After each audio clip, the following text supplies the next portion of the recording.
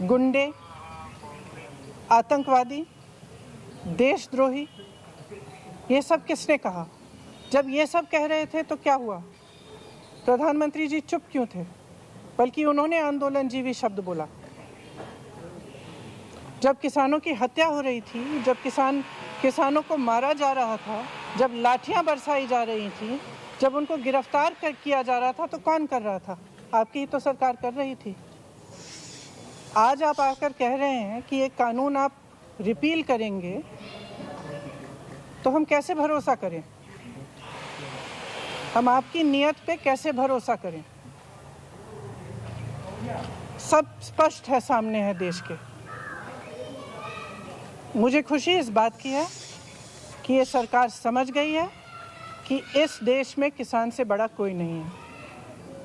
इस देश में अगर एक सरकार किसान को कुचलने की कोशिश करती है और किसान खड़ा हो जाता है, तो उस सरकार को अंत में झुकना ही पड़ेगा। ये सरकार समझ गई है।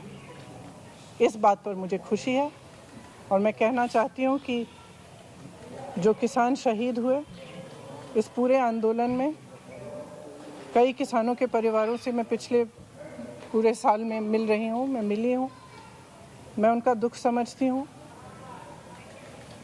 और हम सबको सबसे पहले उन्हें श्रद्धांजलि देनी चाहिए।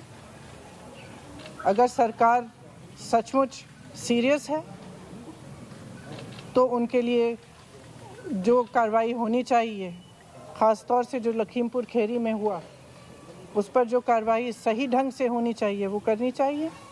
मंत्री का बर्खास्त करना चाहिए और इस पूरे देश में जो किसानों की आवाज़ उठी है, हम सबको उनके साथ हमेशा के लिए खड़ा रहना चाहिए।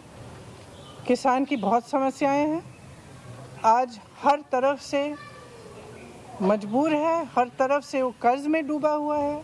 मैं ललितपुर गई, ललितपुर में भी आपने देखा कि खाद की लाइन में खड़े खड़े उनकी मृत्यु हो गई। कुछ किसानों ने आत्महत्या की।